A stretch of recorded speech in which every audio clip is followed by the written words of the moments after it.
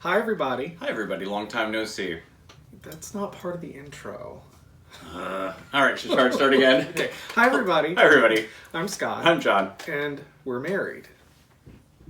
So, in fact, we've been married for A while. a while. Three and a half years?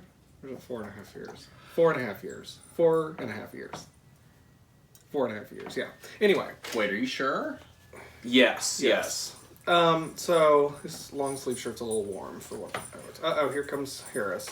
You hear jingle jangle in the background. That's our dog. Yeah, he's got his rabies tag and his... So we, I don't think... Well, I know we haven't podcasted since July. Oh my God.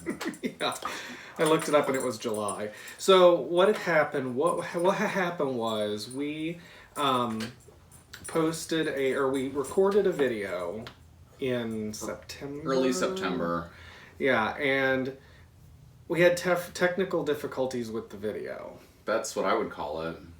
Also known as Scott was a little overserved. We thought it would be... So sometimes... sometimes when we record, funny things happen when Mr. Aspel Salisbury, that one, has had a few cocktails.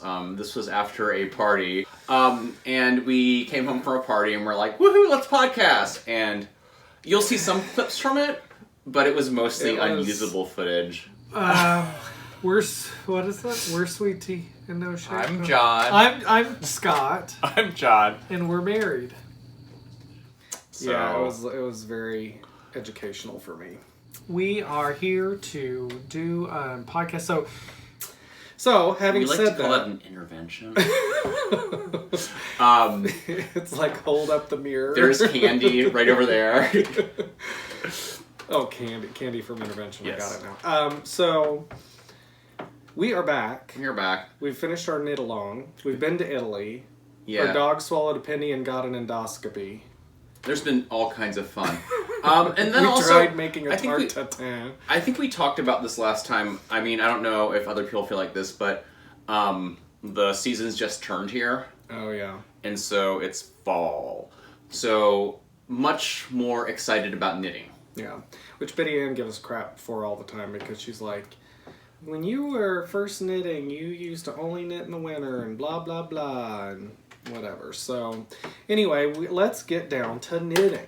Great. And talking about knitting. So, I think we can just do this in whatever order. Okay. I don't know that it necessarily needs to be finished objects, non-finished objects, and all that. No. So I'm going to start. Sure. With my mittens. So I showed these before, and Are you done with those? no. Okay. So I got distracted by doing some socks. Shiny things. Imagine that. So the yarn is yarn that I bought in St. Louis, and like I said, I've talked about this before. Oh, it's the undyed stuff, right? Yeah. And so we went to. I brought them with me to Italy because the plan was to finish them on the tour bus when we were doing our tour through Italy. But Betty Ann and I started talking, and she had never seen in person a heel other than an afterthought heel with socks. So I wanted to show her the heel flap and gusset from the Rose City Rollers pattern, which I love, which I do all the time. So this pattern, so anyway, this goes back to, I think in the spring or something, when I wanted to do, learn how to do mittens, and then just learn how to do basic mittens, and then from there start doing, more complicated ones or variations, kind of like with socks. So the pattern it was from a mitten knit along by Terry Leanne Morris, or Sailing Knitter, back in 2014. It's an excellent step-by-step pattern. It's many pages, but it does a great job of helping you understand how to walk through the process of creating a mitten.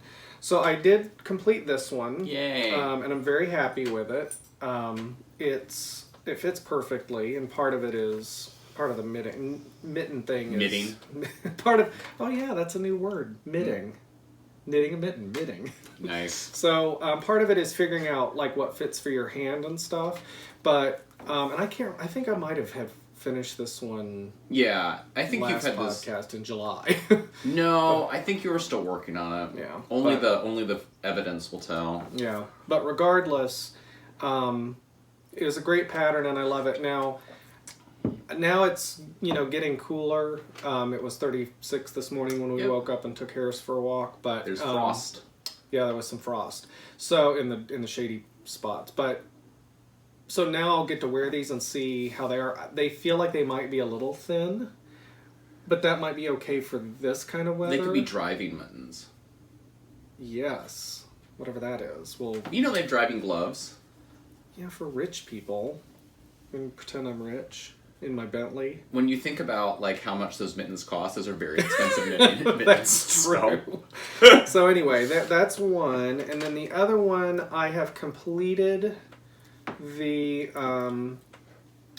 So I am knitting them on 9-inch circulars. Although this is a stitch keeper, not a. This is the Clover, the stitch keeper thing. Mm-hmm. But Sorry, I'm just looking at... Did you drop a stitch? I don't know what that is. I think it's just the stitches got caught on something. Yeah. Anyway, point being, I have completed the gusset, which you mark to... The thumb gusset, which I mark with two stitch markers.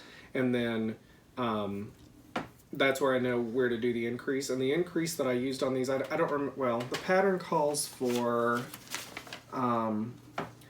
the make one, which I really don't like that increase. That's the one where you pick up the thing in between, the bar of yarn in between two stitches. And then you knit through the back loop. Yeah, I don't like that increase. So what I actually did was yarn over the first round, because it's an increase, and then you do the increase one round and then you knit the second round. So what that allowed me to do was do a yarn over the first round to do the increase, and then on the second round I knit the yarn over through the back loop, which twists the yarn over and closes the hole.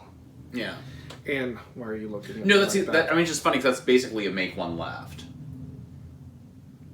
I mean, that's so when you do. I thought a make one was where you pick up. The no. So instead of doing the pickup, you're doing a yarn over. It's the same thing. So it's the same technique where you're basically adding a loop, but the difference is you're closing it on the second round as opposed to the first round. Yeah. So anyway, it's just anyway, I really like the way that it looks, and I really don't like the make one because I feel like it feels wrong to go down in between the stitches and pick up that bar. I don't know why. It just feels wrong to me. So okay. I don't ever feel like I'm grabbing the right yarn or something. So anyway, I think it said something in the thing about you can use whatever increase you want, but I mean, I guess I could have done knit front and back or something like that. I don't know that it matters about which way the increase leans, because I haven't been paying attention to that. I've always just been doing yarn over and knit through the back loop, but I really like the way that it looks. And so anyway, the other thing I thought about doing is if they're too, what's the word? Thin. Is picking up the stitches on the cast-on row and knitting a mirror of this mitten, and then tucking it inside and having it being a double thickness. Is there enough room in there, you think? I don't know. Just thought it'd be fun. Well, this'll stretch. Okay. You're shooting holes all through my mitten journey. You're not letting me live my best... journey? You're not letting me live my best mitten life. All right, so anyway, love the yarn. So if I remember, I'll put the name of the yarn at the bottom. It was I've said it before, but I forgot to put it on my project page, and I forgot the ball band because I'm a bad person. So anyway, that's where I'm at with my mittens. Great. Hooray. So I will do another half object. So this is a pair of socks I'm working on for a friend of mine. I think last year, for my birthday or for Christmas, Scott bought me this yarn from Stephen B. That's what it's called. This is what it looks like caked up. And it's called Shut Up, Wesley. Shut Up, Wesley. Shut Up, Wesley.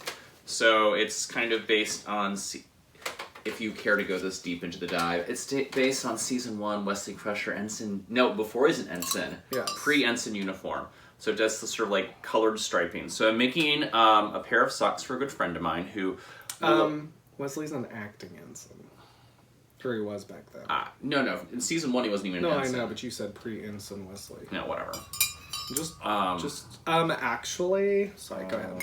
So a friend of mine who actually just moved away, he will appreciate that reference. So I'm doing a pair of socks for him, and I finished the first sock, sort of. So can I interject for one moment? Or can I stop you? No. Okay. So from one of our viewers, I was looking at the comments before podcasting, and they had pointed out that it would have been possible to maintain the color striping a little bit better if you had changed your gauge, or changed your needles. Well, I guess that is changing your gauge, but change your needle size and the number of stitches. Oh. So, for example, you probably use 2.5 millimeters with 64 that's stitches. Correct.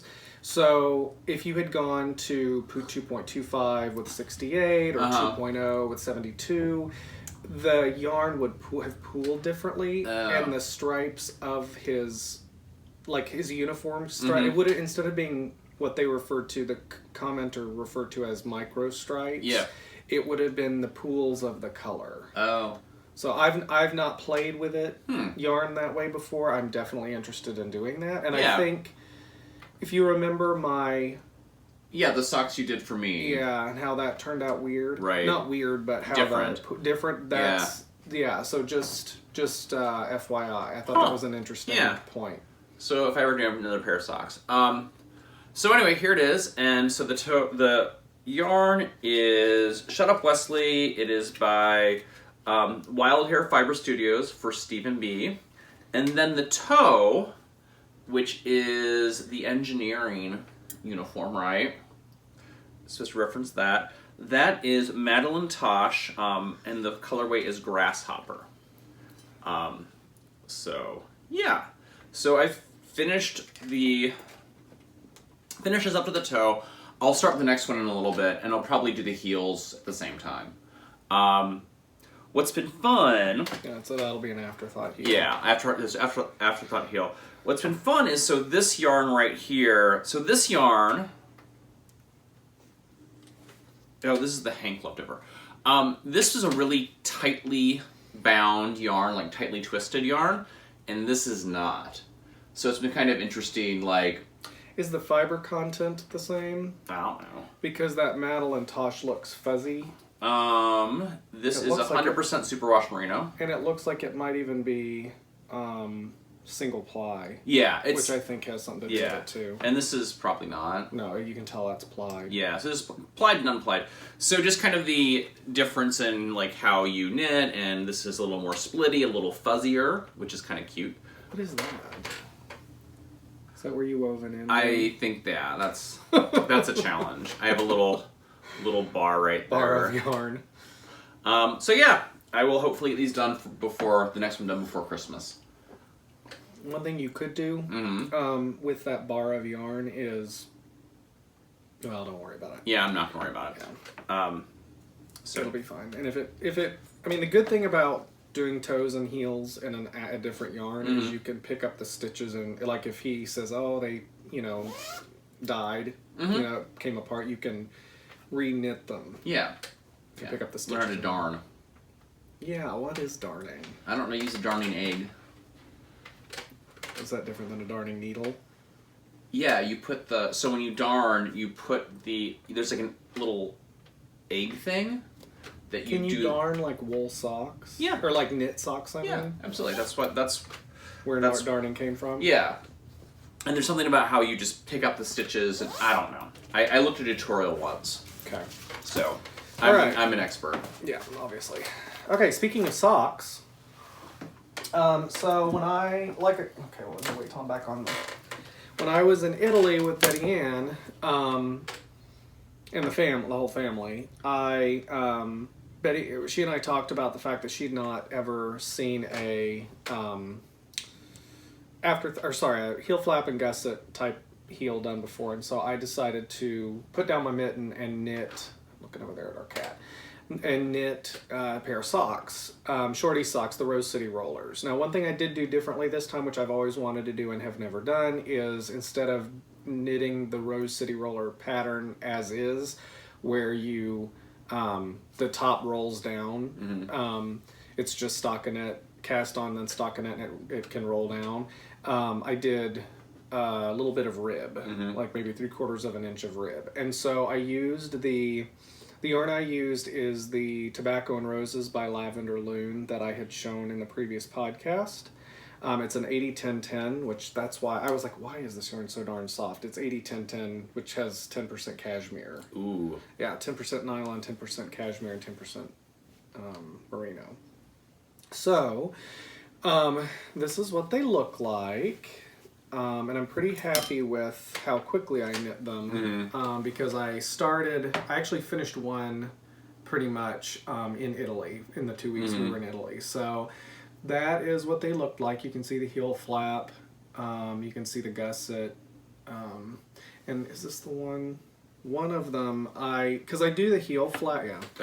Rib, the extra ridge of happiness. When I do the heel, so I do my socks, as everyone knows, I do my socks on 9-inch circulars, because if you don't use 9-inch circulars, then you're not in my club.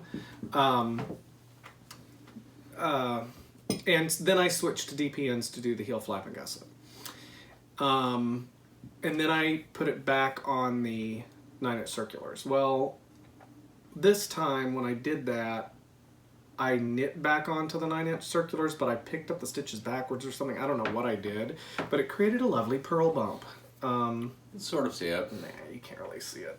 I mean, if you were looking at it really up close, you'll know it's there, and it's going to be very uncomfortable. Right.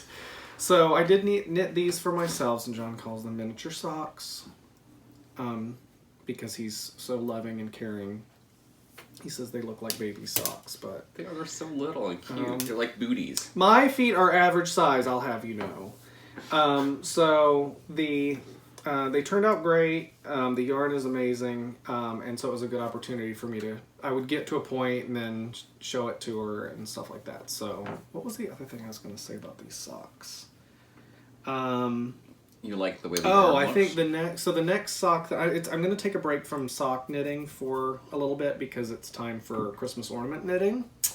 And next pair of socks that I do, I'm going to do the Fish Lips Kiss heel, which I've never done before. So that's the other big sock. I thought you started that once. That's the Fleagle heel that I started and didn't turn out. So okay. So I'm going to try the Fish Lips Kiss heel, which is another. Say that 6 times fast. I think there's one called Eye of Partridge, maybe.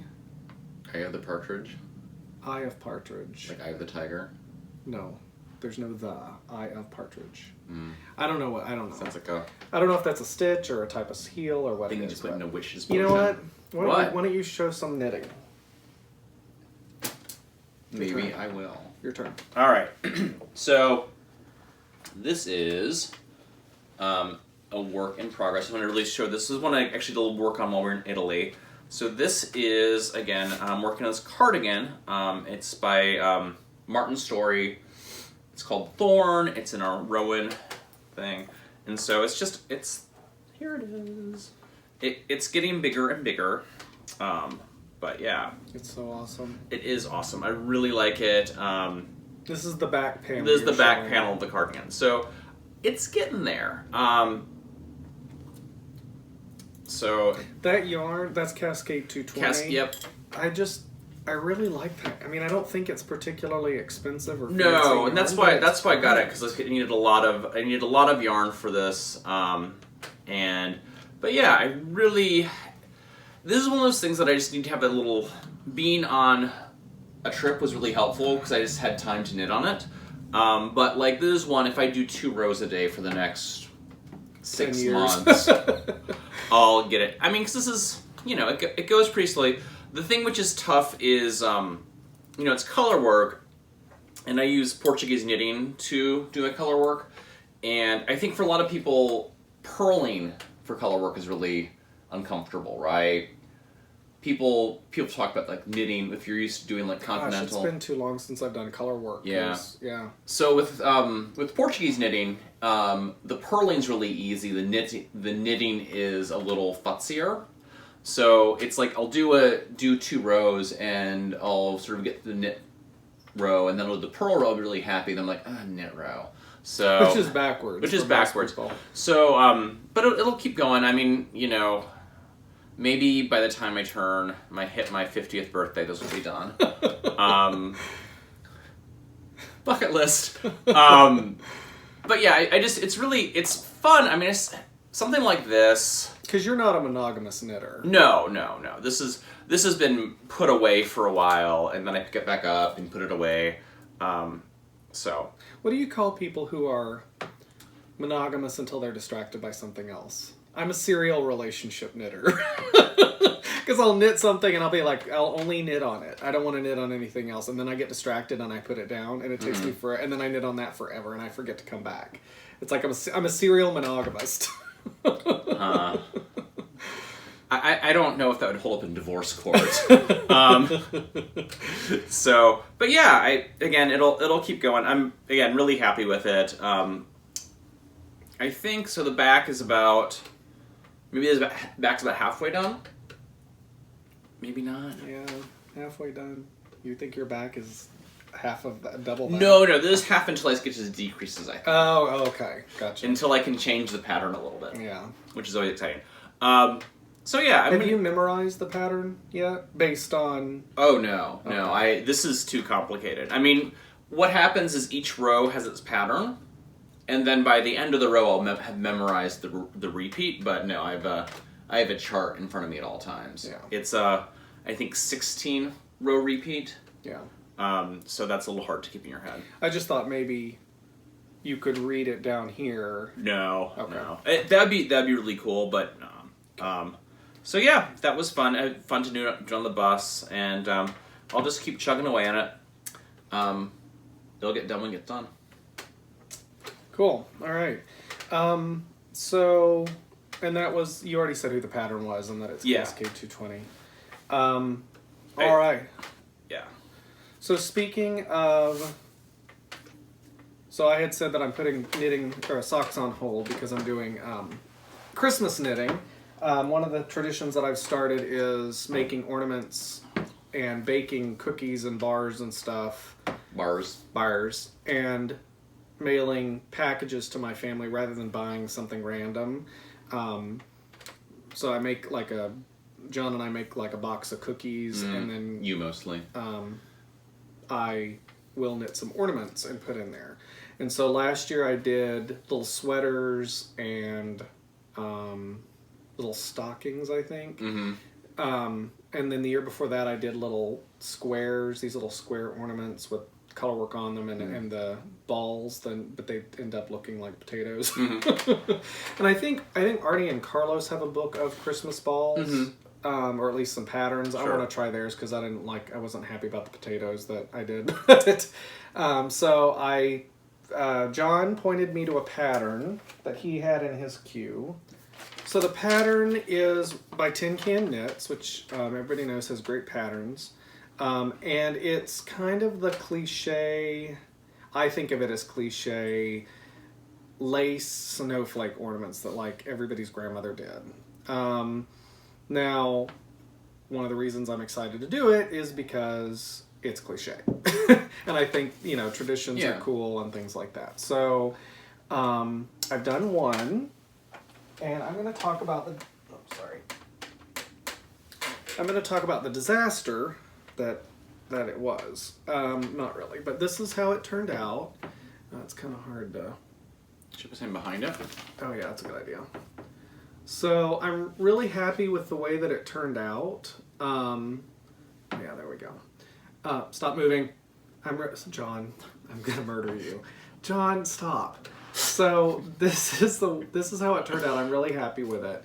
I showed it to Betty Ann. First thing she says is, "Why didn't you do it red? Why didn't you do it white?" Because red's a Christmas color. Well, and my plan is to do a set for everybody of red, green, and then white. and do a set of 3, and maybe do them with different size needles and stuff to make the ornament a different size. Thanks, Betty Ann. This is the green I'm going to use, which I've used for other Christmas knitting, and then this is all my different Christmas yarn. I still think you should use that sock That's blank the to do white. one. Oh, that'll be so cool. So Jessie from Dye Monkey Yarns, she was one time doing some sock blank sock blank dyeing. I'm posting about it on Instagram, and I was like, oh my god, I'm obsessed with that. And she did me a custom one. This was probably a year or 2 ago.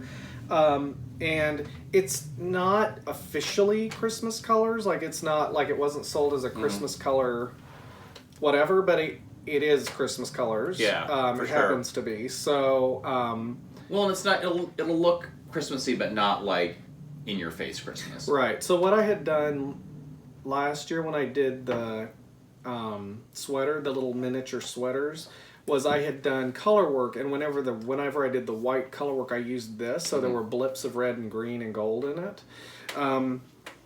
So what I'm planning to do is do red, green, and then when I do the white one, Use that. use this. Yeah. Because it's hard to tell by looking at it, but the majority of this is white. So Have you knit anything with that yet? The sweaters, right. Yeah. Sorry. So when I do the white ornaments, they'll look white with blips of color in it. So I'm really excited about that. And I'm going to have to go on Jessie's page and see if she's got any more sock blanks with those colors in it. Because I don't know. I didn't measure to see how much yarn. I don't think this took much yarn. But No. Oh, and the other thing is that I did the little, it's mentions in the pattern, but I did the thing where you take cornstarch, which in the UK they call corn flour, and mix it with hot water, and then until it thickens, and then you dip the ornament in it and then pin it, and then it makes it hard. And then you can hang it. And then I'm probably going to do like a crochet chain with contrast, like with green or something, to do hanging. Cute. Thing, rather than, I think other people have done I-cords and stuff, and I honestly don't know how to do an I-cord. And They're super easy. Oh, are they? Oh, yeah. Oh, I was thinking they were really time-consuming. Because a crochet chain I can do in like 2 minutes. An I-cord would take like an hour. Yeah, maybe I'll do. I really like the way I-cords look. Yeah. So maybe you can show me how to do an I-cord. Yeah, it's just knitting stitches and slipping. I mean, it's Okay. super easy. You can do it. Yay. So anyway, I did make some mistakes. Like I would get to points where I'm like, I should have 5 stitches, because I would forget to do a yarn over or whatever. But I just kept going. Oh, so let's take a step back. So the disaster that I referred to is this. So this is one in progress. You start with a pinhole cast on, which not hard to do, but once you get it cast on, it's like, what? Where the heck? I can't tell where to knit. So went to best tutorials on the internet, Very Pink Knits, Yep. Stacy. Went to her pinhole cast on tutorial. She did a beautiful job, and what she did was she showed you how to do the cast on, which actually is different than any of the other tutorials I've seen as far as the method that she does for the pinhole cast on. But anyway, I did it, and then she starts knitting the first 4 stitches. And then that's where I'm getting stuck, is after knitting the first 4 stitches, how do I know what's the next needle? It's really hard to read. So then I was watching another tutorial she was doing related to something similar, and then she said, oh, and if you're getting stuck, be sure to look at my tutorial on starting projects where you knit from the center out using DPNs. And I'm like, oh. So I went and watched that tutorial, and in that one she didn't use a pinhole cast on, she just cast on 8 stitches, and I don't remember the details, but she didn't do a pinhole cast on, but it I think the big thing is you just have to trust. I mean, I did it 30 times probably over like 3 days trying to get this It was super fun to watch.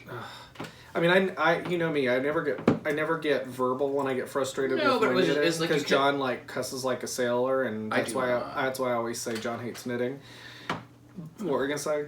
No, it was just like you would start it and like you would just be you'd have to stop because you just had no idea. Over and over and over and Yeah. over and over, and I would just try it and I'd get stuck again, and then I would get frustrated and I would do this with it.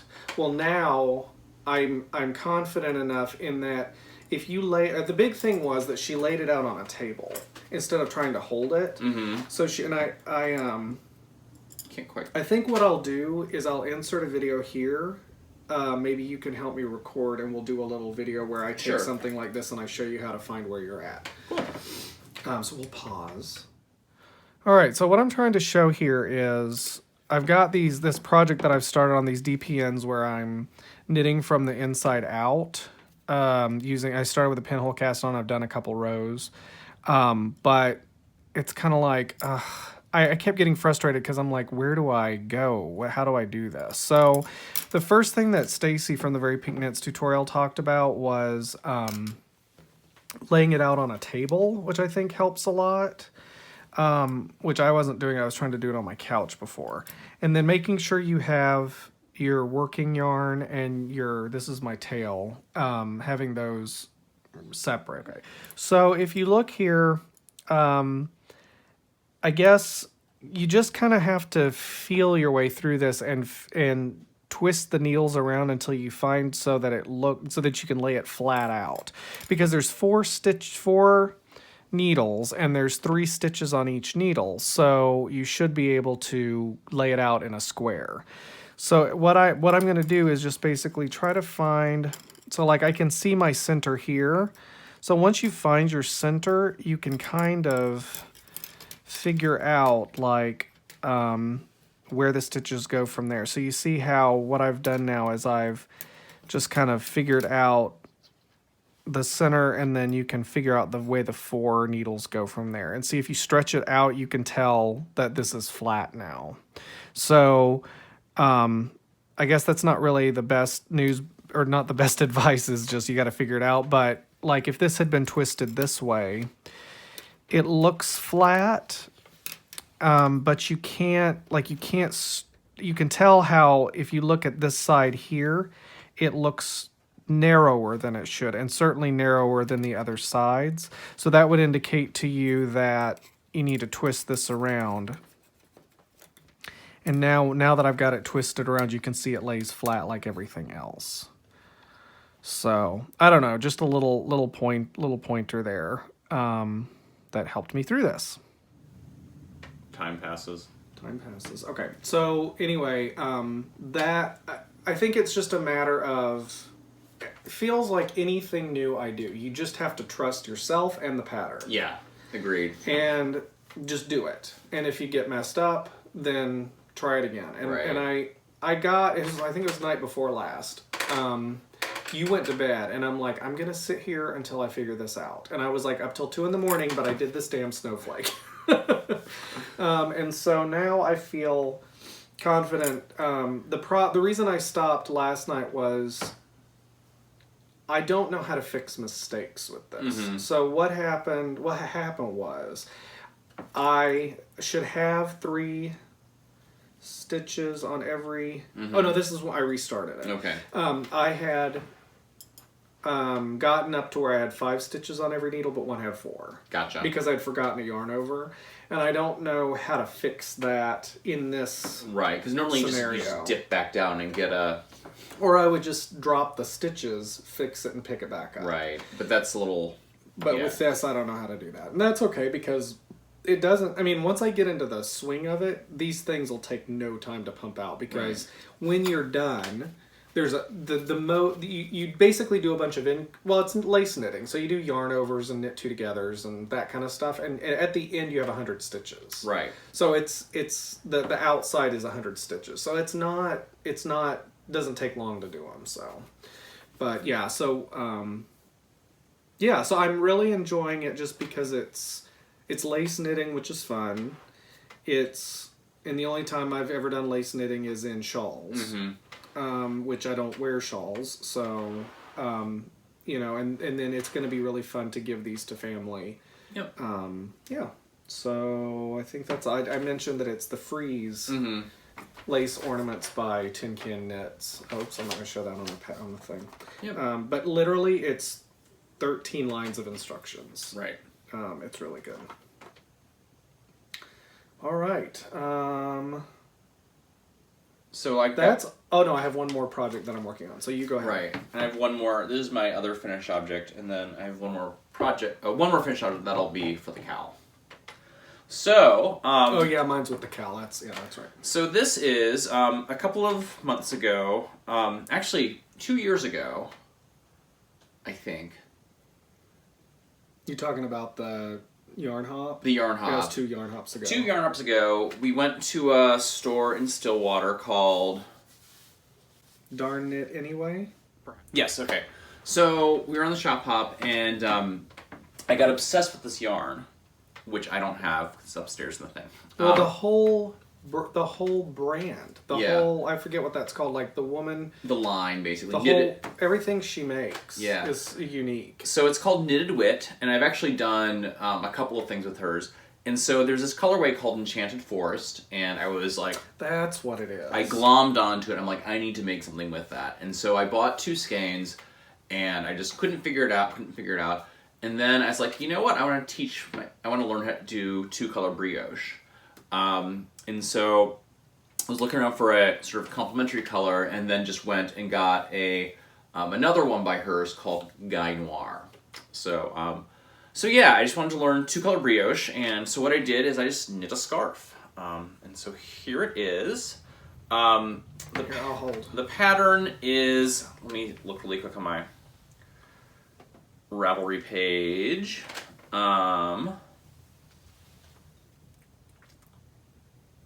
View profile, projects.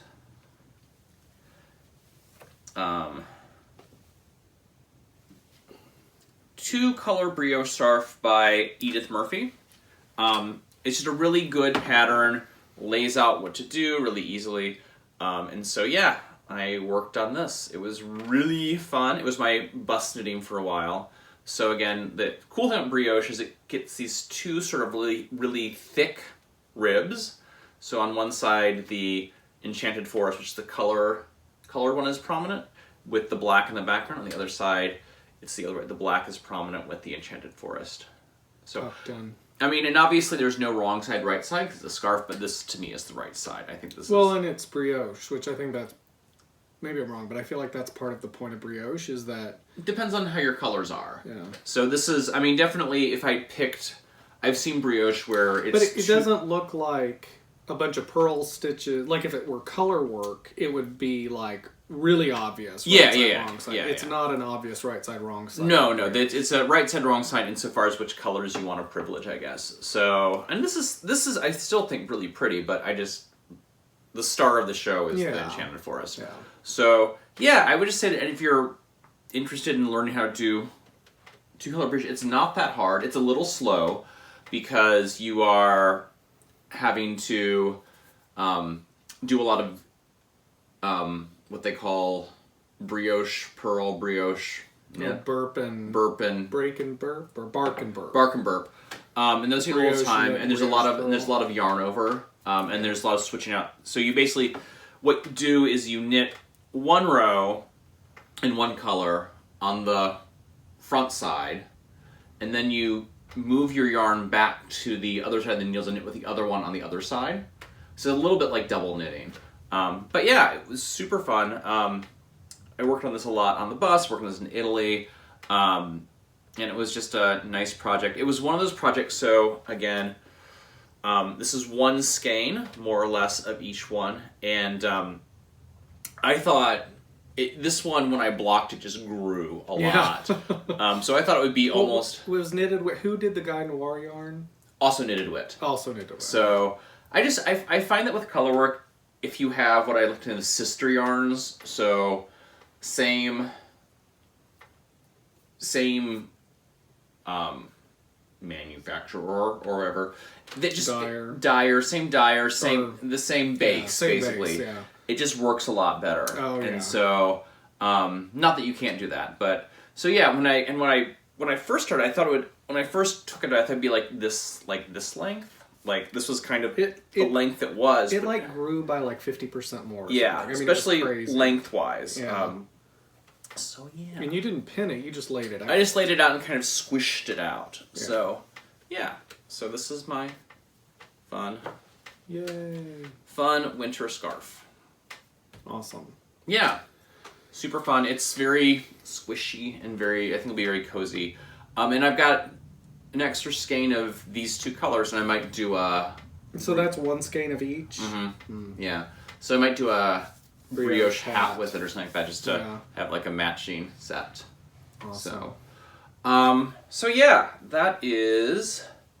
Again, I just can't say enough about Knitted Wit. I just love their colors. I love the way they name their colors. I like how they kind of do, they had one that was national parks, and they kind of, I don't know, there's a sort of social justice aspect to how they name their colorways, which I think is really cool. Obviously Enchanted Forest is not one of those, but... Whimsical and or social justice. Right. So, and then Guy Noir, which is based on the Prairie Home Companion character. Is Knitted Wit based in Minnesota? No. Oh, okay. I forget where they are. Okay. If they were, we'd go and visit them and stalk them. That's true. So during, do you remember we were posting on Mm-hmm. Instagram during the shop hop, and she was responding and all of that. That was really fun. It's fun. That's why I like yarn shopping, and why it's so dangerous sometimes, is because you go and you just fall in love with a color. Yeah. And then sometimes you use it, and sometimes it sits on your stash for years and years and years. Right. So I'm glad I got to use it, and All right. Should we do? Or do you have any more projects? Because I don't. Not related to the. Should we probably do a Betty Ann update? I don't know if we want to talk about this though. Well, I mean, I think we can talk about it in loose terms. I think there are issues of international. I don't know. Well, let's get that out of the way. Then we'll talk about what she's knitting. Jeez. And what she's so. working. And I feel I should talk this. I don't want you to. It's your mom, so I feel like I can talk about it a little more objectively. Yeah, I'm gonna start crying if we talk about it. Well, it's both funny and sad. So anyway, we were on this trip to Italy with Scott's mom and aunt, and my brother and our best friend Steve and our brother's wife. So if you've never been to Italy, there's a song you hear a lot. It goes da da da da da da da da da da da da da da da da. You hear it everywhere, and it's about a funicular, right? So it's about a car that goes up the mountain. I think it was set in Naples and something like that. And I always thought that song was well. First of all, my family always sang alternative English words to it about a lady coming and sitting on a silk hat, like a top hat. Right. And we looked it up, and it is a song about a funicular. It's about riding the funicular to the top of the mountain and meeting the lady there. And how cool it is. Yeah. So anyway, we were on the island of Capri, and we were staying at this village, which is kind of at the top of the mountain. And so we took I think it's the village of Capri. Yeah, village of Capri. So you take a funicular up there. So, jeez. So anyway, everywhere we went in Italy, they have little touristy shops that sell limoncello. Yeah. So you couldn't go buy one without buying one. And she always bought. They have ones that are like in filthy shapes. Yes. And she would always buy the filthy shaped limoncello things. Mm-hmm. So anyway, let's just say that on the island of Capri, she might have gone through a couple of limoncello, like filthy limoncello things, got on the funicular, and started climbing all over the funicular and singing the funicular song. Anyway, so long story not so long, and long story short, Betty Ann has not welcomed at the top of her lungs. At the She's top of her singing lungs. about the funicular song, and then she switches to the alternative English words. Right. Which nobody likes. Well, and then she made them real dirty. Yeah. I mean... Well, as she's wont to do. Yeah, I mean... So anyway, Betty Ann is not welcome. They did something they haven't done on the island of Capri in 50 years. They stopped the funicular in the middle. And the operators had to come up the steps. Yeah. and ask her to stop singing because it was disturbing, like all the people of the island. Yeah. Go ahead. And she wouldn't. And needless to say, she is not welcome back in the island of Capri ever again. So they kicked us off the island of Capri, and so we had to go. They put us on a rowboat and said, "Get yourself off here." So we had to go to Sorrento. And wait for the tour to catch up with us. Under cover of night, because they'd sent word. That's true. So Sorrento was like not gonna let us in. Yeah, so we had to dress up Betty Ann as in a shepherd costume. And shepherd costume? I don't remember the shepherd costume. it was basically a big hooded thing, and she pretended to be an old Italian lady. Yes. Anyway, it was a great trip, though. It was a great trip. And so, to continue the Betty Ann update, she has gotten really into, back into cross-stitch. And so she's doing a lot of cross-stitching stuff. It's on my phone. Okay. But I'll have her send me some pictures to put in. And then she's working on, she did a test knit for Jessie, Dye Monkey Yarn, who I don't think I mentioned Jessie's, I have before, but her podcast is the Knit Up and Dye podcast.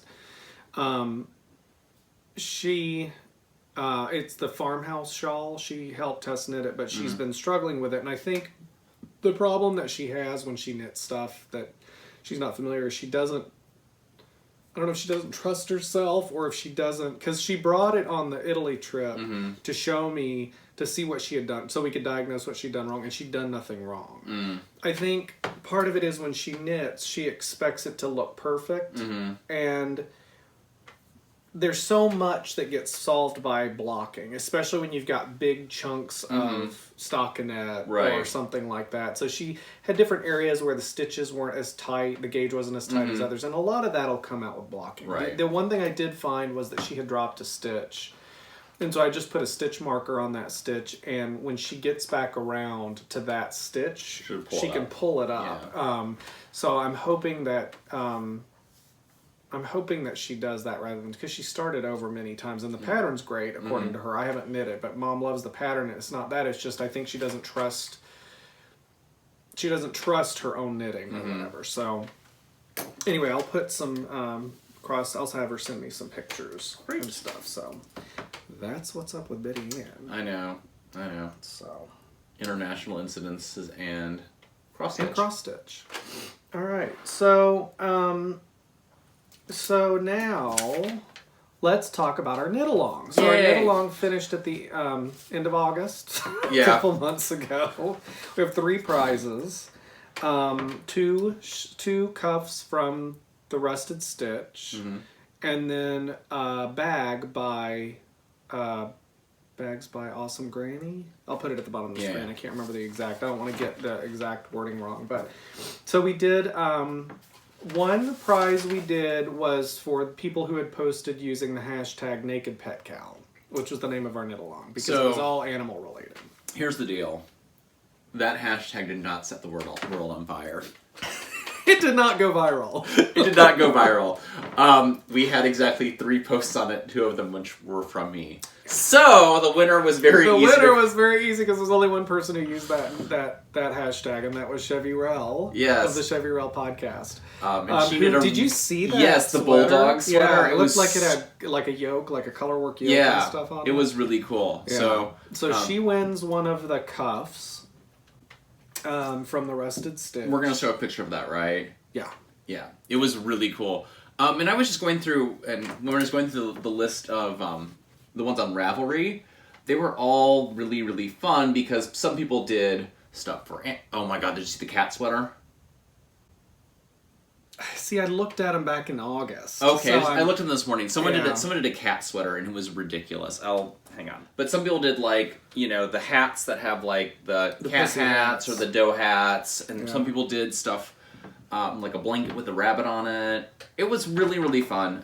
And I think that's what's fun about kind of having a loosely defined cal. People kind of do really cool stuff. So, thank you for everyone who knit along with us. Sorry that wait a second, we haven't announced all the winners yet. No, I'm just doing the introduction. Good Lord. Oh, I thought you were wrapping it up. No. You don't understand me. Anyway. I really don't. So, so thank you everyone who did it. And again, sorry for not wrapping it up here earlier. Again, we've just... I felt not quite so bad because I watched Just One In, Liz from Just One In podcast. And she said kind of the same thing happened to her. She's like, I think one of her prizes was like a pattern, and she's like, well, I think the person who won this probably already bought the pattern themselves.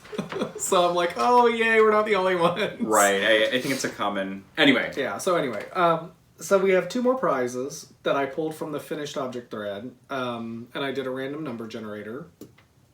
And so the first one was number 24. Oh, and this is for the cuff, for the other cuff. The number 24, and I don't know how to say this, but it's like Mo's crochet, capital M, or maybe it's Missouri, I don't know. Capital M, capital O, E-S crochet. And she won one of the cuffs, and she did... All right, John just had a fight. John and I had a fight off camera. It's fine. We love each other. We have really lame fights. So she did 4 pet mats. Pet mats to donate to a local shelter, which I thought was totally awesome. Yeah.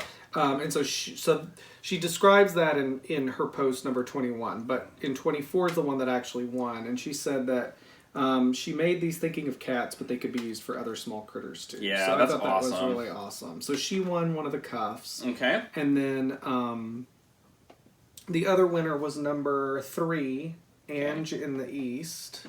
I'm getting distracted. So she did one of the pussy hats. Yay! So she won the pattern. The bag. The bag from York. So how you're the one who made the contact with the tell how that's gonna work. So they'll just what we'll do is we'll put you in contact with the Awesome Grandma Knits Bags by Awesome Granny. Sorry, Bags by Awesome Granny. We had most of the words right. Right. And let her know that you won, and then she'll arrange for a free bag for you. Yeah. So maybe even animal themed. Yeah, because she does have some. Yeah, she does. She's really cute bags. So I more than one person, including Betty Ann, has said that they just love her bags. Yeah. She has great bags. That was awesome. Again, if she remembers, because it's been... I know. But it's not been that long. It's not been that long. It's been a couple months. Couple of months. Since the thing ended. So. Right. So yeah, that's great. So do you want to talk about our projects? I've already, mine were work in progress. And, our progress for the knit along. Okay, let's do that. You go first. Okay, so... oh no, my battery's running low. Oh. So this is... I'm going to just pull up the pattern because it's on Ravelry. So what I knit was called Hunter's Urban Dog Sweater. It was a free pattern from Lion Brand Yarns, and they gave a recommendation for the wool, which is Lion Brand Scarfy. So yeah, it was kind of a pieced together pattern. So you knit a front and a back. So here's the front. Well, that's the underside of the underside. Dog. Yeah. Goes like, it's like a turtleneck. It goes like this. And then these 2 things connect to these buttons right here. And then here's the back. So I use the top of the dog. Top of the dog. So there's some. I have some pictures, and let's insert the modeling, the fashion show here. Hi, Harris. So we're gonna try to show. Hang on. Can you? Let go. Sit. Good boy. Good boy. Okay. All right, buddy. It's sweater time. Oh my goodness. Oh my goodness. You know what? I'm gonna do this. Yeah. Oh, he's so handsome. Hang on. Oh, yeah. So the way it works, it goes over his head like this, and this goes back like this, and then it attaches to the buttons back here. Oh my goodness. Oh my goodness. This is amazing. He's such a good boy, Harris. There he goes. Isn't that nice? So did you do the under part already? Yeah, it's all done. Okay. It's all done. So, tell us about the under part. So this is just a sort of a rib thing, and then you attach these straps to the side, which you really can't see. He's so handsome. Really can't see, but... Okay, well, let's show those. Okay. That's a strap to the side. Okay. Yeah, so it Let's sort of see how it attaches works. back like that, and he's got a nice warm sweater. Do you want to sit for us? Oh, wait, no. it undid. Unbuttoned, yeah. Ah! I live to give kisses. He's such a good boy. Yeah. So, yeah, I might... Linus, do you want a sweater? I might move the buttons back, because the straps are a little... Linus, hey, do you want a sweater? He doesn't want a sweater. He doesn't care. So... He's such a handsome man. Yeah, so we... Okay. So anyway, so it's actually been cool enough to wear it. So Harris has actually worn it on actual walks. It wasn't cool enough to wear it. It was like 40 degrees. No, it was. The first day, it was like 27. He was Brr. cold. So the one thing I might do is, so these straps attached to buttons, and that's how you sort of get it on. And I kind of misjudged where it would sit, so I'll probably move the buttons at some point, or maybe not. But yeah, he wears it. I can walk him with it. That's pretty fun. Well, the thing that's crazy, and he's over there sleeping because he got a shot yesterday, and he hasn't been feeling good, but he now associates the sweater is a fun thing to wear because it means he's going on a you-know-what. Yes. So... Yeah, somebody said they're going to get a taco. That was how they said, so they didn't set off the dog. Yeah. So yeah, and I can't, I knit it. It's a, acrylic, I think 80% acrylic. Let me see what the 20% wool. 22% wool. So 78% acrylic. So, and it's soft, it's pretty, and I'm like, you know what? If I can knit a dog sweater with this, I should just knit a human sweater at some point because this didn't take that long. You know, so using bulky yarn, and I love that color. Yeah, I like it looks. So this may be there might be a matching human sweater in the future for this. So yeah, that was really, really fun. Nice fast knit. And you had talked about the pattern in the past, so Yes, I believe so. yeah. But yeah, super fun. So that was what John knit for the knit along. Yes. So for me, mine's not done. Big surprise, since I never finish our knit alongs. Mine, part of the problem is I chose the most complicated pattern of all time. Yes. And I'm knitting it using Red Heart Super Saver Gray. Mm-hmm. Gray Heather is the name of the yarn, but that's where those are. I've been looking for those. Okay, so the pattern is by... Okay, it's a Red Heart pattern. Free pattern, and it's called the Cable Dog Sweater. It's designed by Linda CYR. I don't know how to pronounce that. So here's where I've gotten so far, and it has a rib on the bottom, obviously, and then the okay, let me try this again. 2 panels on the side are... Okay, so the 2 sides are moss stitch, which is a term... I think seed stitch and moss stitch mean the same thing if you're like in the UK, but in America, moss stitch means something different than seed stitch. I think seed stitch is where you knit the purls and purl the knits. Mm. Moss stitch is where you have 2 rows of the same and then you switch. So it's a row of purl, and then you purl the purl, and then you knit the purl and then knit the knit. So it's 2, it's 2 on 1. So then the middle... I'm not holding this up well. Yeah, if you could hold it up. Okay. Or you don't have to hold it up. Do what you were doing. That was perfect. So then it's got 2 cables on the sides, and then the honeycomb section in the middle. So it's complicated. It's super fun because I love cable knitting and using a cable needle and stuff. It's just very time consuming. So does it join? Do you join it? Yeah. Or is it, okay. So eventually what'll happen is I have to do 10 inches of this pattern. Mm-hmm. And then once I get up... 10 more inches? No, 10 inches total. You're almost there then. That looks like 10 inches. Yeah, I don't remember well, no, from the rib. Still, that seems... Yeah. Oh, that's more like 6. Yeah.